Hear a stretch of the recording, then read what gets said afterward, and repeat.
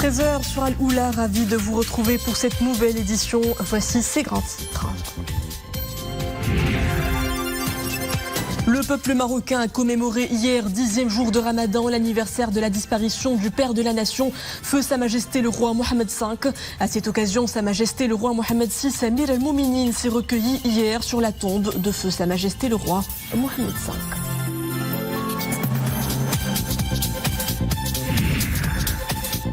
C'est une denrée très prisée en ce mois de Ramadan. Les produits de la mer voient leur prix fléchir légèrement après une hausse persistante. Un retour progressif vers l'équilibre offre-demande que notre caméra a pu constater. Tourner chez les poissonniers du marché de gros de Casablanca. Puis nous vous embarquerons dans une visite guidée au cœur de la métropole, une expérience conviviale qu'offrent les Nocturnes du patrimoine de Casablanca. Une nouvelle édition qui donne à explorer l'histoire de l'ancienne Médina, admirer son paysage urbain et ses ambiances nocturnes. Bonjour, le peuple marocain a commémoré hier, 10e jour de Ramadan, l'anniversaire de la disparition du père de la nation, feu Sa Majesté le roi Mohammed V. À cette occasion, Sa Majesté le roi Mohammed VI, Amir al-Mouminin, s'est recueilli sur la tombe de feu Sa Majesté le roi Mohammed V, que Dieu l'entoure de son infinie miséricorde. Le souverain était accompagné de son Altesse royale le prince héritier Moulay Hassan, de son Altesse royale le prince Moulay Rachid, de son Altesse le prince Moulay Ahmed et de son Altesse le prince Moulay Ismaïl.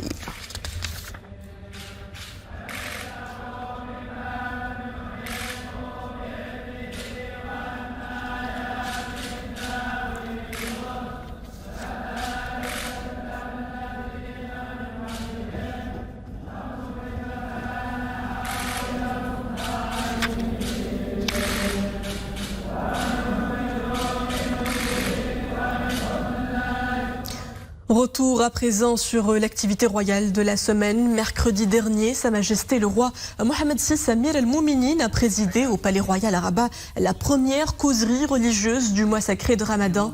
Une causerie animée par le ministre des Habous et des Affaires islamiques, Ahmed Tawfiq, sous le thème « Les fruits de la foi dans la vie humaine ». Dans son intervention, M. Tawfiq a souligné que la bonne vie promise par le Créateur dans le Coran est subordonnée à deux conditions majeures, en l'occurrence la foi et les bonnes actions. Puis avant-hier, vendredi, Sa Majesté le roi Amir al-Mouminin a présidé au Palais Royal à Rabat la deuxième causerie religieuse du mois sacré. Cette causerie a été animée par le président de l'association des oulémas du Sri Lanka, Mohamed Radoui Ben Mohamed Ibrahim, sous le thème « Comment former une nation idéale à la lumière du livre saint et de la Sunna Nabawiya ». ويسرني أن أقدم إلى جلالتكم أسماء آيات الشكر والتقدير والامتنان على دعوتكم السامية للمشاركة في دروس الحسنية وعلى Place maintenant au décryptage de l'actualité qui a marqué la semaine que nous quittons, et c'est comme tous les dimanches en compagnie du professeur de droit et politologue M. Moustapha Sahimi. Bonjour. Bonjour.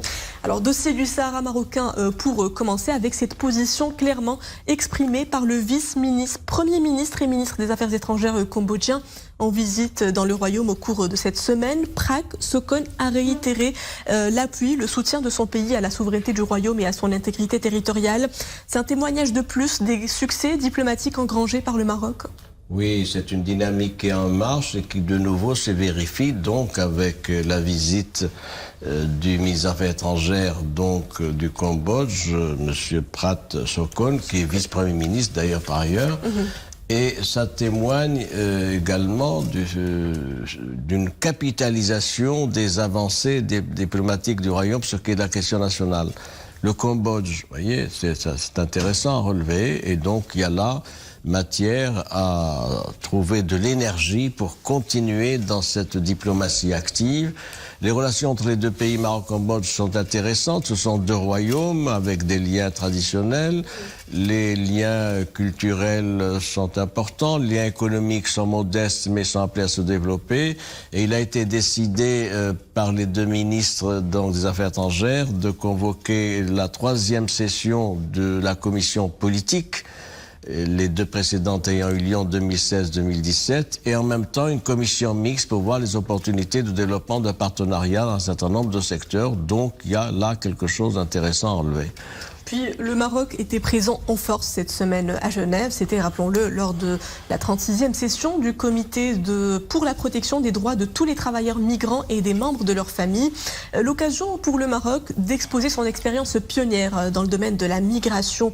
Une politique largement saluée par la plupart des intervenants. Quel commentaire en faites-vous? Vous le savez, j'y étais à Genève pour couvrir ces deux événements. Il y avait deux événements, il faut le préciser. Il y avait d'abord la réunion du comité des travailleurs qui s'est tenue lundi, on va y revenir, et il y a eu également la réunion du Conseil des droits de l'homme dont l'agenda avait été le suivant. Présentation vendredi dernier donc du rapport sur un certain nombre de pays, dont le Maroc, l'Algérie, Tunisie, etc. Et débat général lundi et mardi. Donc j'ai pu suivre ces deux événements, notamment lundi, au milieu de la journée, l'intervention de notre ministre Younes Sekouri sur ce plan-là, qui a fait un long texte développé, argumenté, qui a été débattu par les trois co-rapporteurs et par une dizaine de représentants d'ONG. Et comme l'a dit le ministre, c'est avec beaucoup d'aisance que nous présentons ce rapport sur les migrations et que nous prenons note également des observations. Il y en a eu des différents intervenants. Pourquoi? Parce que le Maroc est à l'aise pour ce qui est sa politique migratoire pour toutes sortes de raisons. Sa Majesté le Roi est leader consacré par l'Union africaine en février 2017 comme leader de la migration dans le continent. Il y a toutes les mesures prises de régularisation depuis 2014, en deux phases, 53 000 régularisations. Donc il y a là un modèle et tout le monde ne peut pas en dire autant, ni dans la région, ni dans le continent. Et c'est pour ça qu'il faut le dire et le répéter, il y a une politique migratoire qui est humaniste et qui est solidaire en direction donc de ces populations, ces communautés. Deuxième élément, c'est la situation des droits de l'homme, évidemment, dans un certain nombre de pays. Là aussi, le Maroc a répondu à un rapport. Vous savez qu'il y a un rapport qui est fait en novembre et vous devez y répondre. C'est ce qu'on appelle l'examen périodique universel. Il y a des recommandations, des propositions, des critiques. Le Maroc a répondu, là aussi, avec beaucoup de facilité et de crédibilité. Je puis vous dire, ayant assisté au débat pour ce qui est de l'Algérie et de la Tunisie, que les débats ont été désastreux pour les représentants de ces deux pays, compte tenu de la situation qui prévaut précisément dans ces pays du Maghreb, mais ça, c'est une autre affaire. Sur un autre volet, professeur, nous avons assisté cette semaine à la toute première journée de l'industrie. C'était à Casablanca.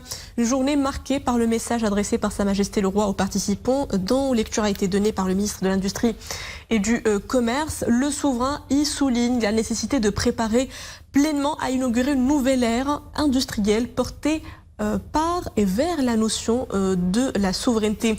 C'est un nouveau cap que s'apprête à franchir le Royaume vers cet enjeu de l'avenir qui est justement la souveraineté industrielle. C'est un débat de fond qu'il y a chez les experts, chez les politiques, qui est le suivant. Le développement optimal et la croissance, c'est l'industrie.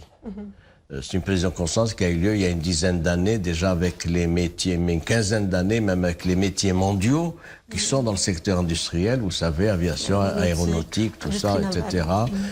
Donc c'est des métiers mondiaux, automobiles, mais il y a eu les différents plans, les plans d'accélération industrielle, etc. Maintenant, il faut rebondir et consolider cette stratégie d'industrialisation. Il n'y a que l'industrie qui est créatrice d'emplois, de manière significative et qui est un vecteur de développement. Bien sûr, le monde agricole, le secteur agricole aussi, etc., mais il y a tous ceux qui disent que le Maroc n'est pas un pays agricole, c'est un pays rural.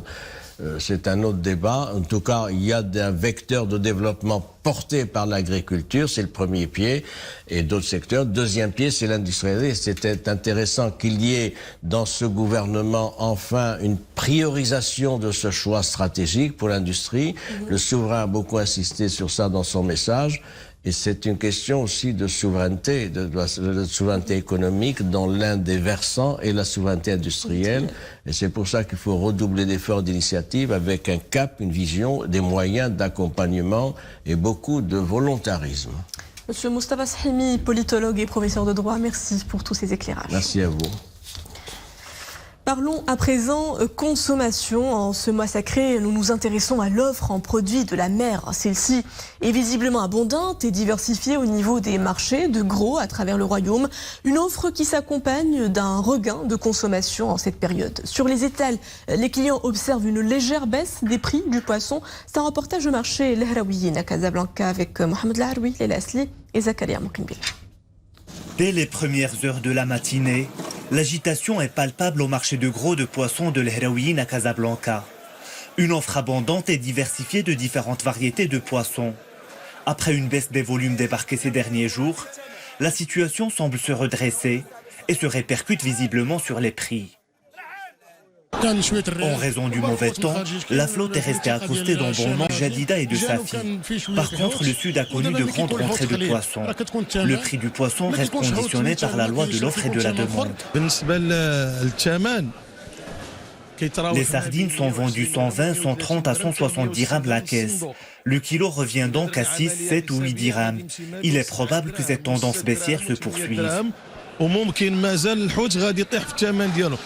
Ce marché de gros de poissons est le principal fournisseur en poissons frais de l'essentiel des villes du royaume. Chaque jour, des centaines de tonnes y transitent. Les sardines totalisent 43% des quantités.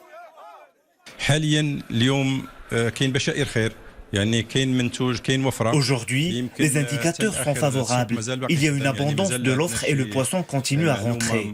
Les sardines sont vendues au gros à 6 dirhams, un prix qui devrait baisser d'ici la fin de la journée.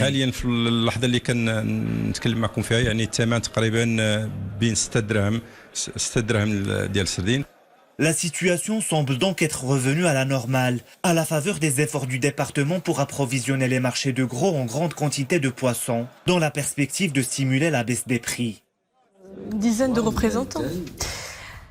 Et comme chaque année en ce mois béni, plusieurs métiers saisonniers prospèrent un peu partout dans nos villes. Des métiers corollaires à ce chamboulement d'habitudes vestimentaires et culinaires. Une aubaine pour les tailleurs qui font le gros de leur gain, mais aussi pour les vendeurs de shbakia et autres douceurs. Le reportage Ali Gnouni, Yassine Bejloun et Oumaima Ramli. En déambulant dans ce marché, de délicieux effluves chatouillent nos narines. Un doux mélange d'amandes, de sésame et de miel, inamovibles ingrédients de nos tables ramadanesques. Cette odeur est celle de la shbakia, du mqrout et de la mkharqa. Les consommateurs affluent dans cette échoppe par dizaines, car ces douceurs sont le must de la table ramadanesque. En ce mois béni, la demande atteint un pic. Chaque jour, le stock quotidien au shbakia est écoulé. Ce petit gâteau au miel est pour beaucoup de familles un obligatoire ornement du ftour. Un peu plus loin, une autre échoppe retient notre attention. Ce stand de produits laitiers est lui aussi pris d'assaut. En temps normal, c'est un vendeur de lait, mais pour ce mois sacré, sa vitrine se réinvente. D'habitude, le jben, fromage frais, ne se vend pas beaucoup. Mais en cette période, je reconvertis mon commerce. C'est un accompagnement phare du pain pour le plat du shour. Autre must-have ramadanesque, l'habit traditionnel. Nombreux sont ceux à troquer leur mode vestimentaire contemporain contre une djellaba. Nous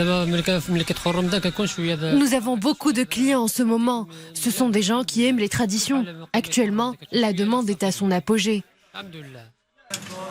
Des reconversions, source de revenus supplémentaires pour beaucoup de commerçants. De quoi se frotter les mains, car ces travailleurs saisonniers devront se réinventer de nouveau à la fin du mois sacré.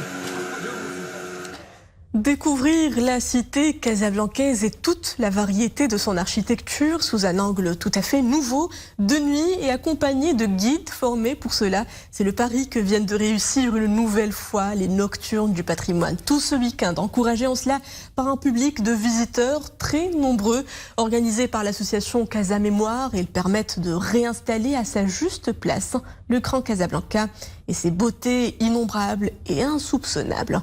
Abdelrahman Ziane et Dominique Orlando.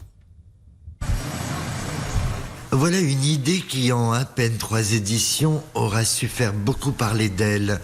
D'autres diraient tout simplement faire le buzz. On veut bien les croire, au vu du nombre de personnes ayant répondu présentes à la visite ce soir-là.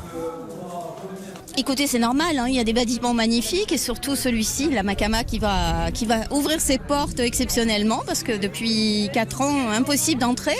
Très beau bâtiment, très beau quartier. Je suis fan de ce qui est culture marocaine et tradition, donc j'ai hâte de découvrir. Moi, j'ai l'habitude de venir à Habous pour les petits marchands, pour Sahat Zitoun. J'adore acheter mes olives d'ici, etc. Mais jamais on a fait une vraie sortie pour découvrir l'histoire du quartier. Les Nocturnes du patrimoine, justement, c'est un événement culturel inédit qui vise à sensibiliser le grand public, à sensibiliser les visiteurs, les Casablancais. La question du patrimoine architectural vise également à découvrir et redécouvrir pour certains les joyaux architecturaux de la ville. 3 parcours sont au programme de ces nocturnes du patrimoine à Casablanca. Il y a le quartier des Habous, bien sûr, mais aussi la nouvelle ville et l'ancienne Médina, ponctuées par tous leurs nombreux secrets d'intérieur. Déjà le nom Casablanca, j'aime bien. Je sais pas pourquoi. C'est comme Tombouctou, Rangoon, Kuala Lumpur. Il y a des noms comme ça qui marchent bien et Casablanca marche bien. Plus profondément, c'est une ville très diversifiée, culturellement, architecturalement. Et puis c'est immense. C'est un terrain de jeu à explorer pendant pas mal de mois. Est-ce que tu penses que ça va t'apprendre des choses intéressantes ? Oui, ça va nous enrichir la mémoire.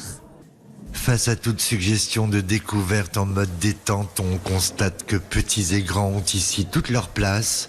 Elle est d'ailleurs suffisamment spacieuse pour laisser à chacun le soin d'imaginer son propre Éden.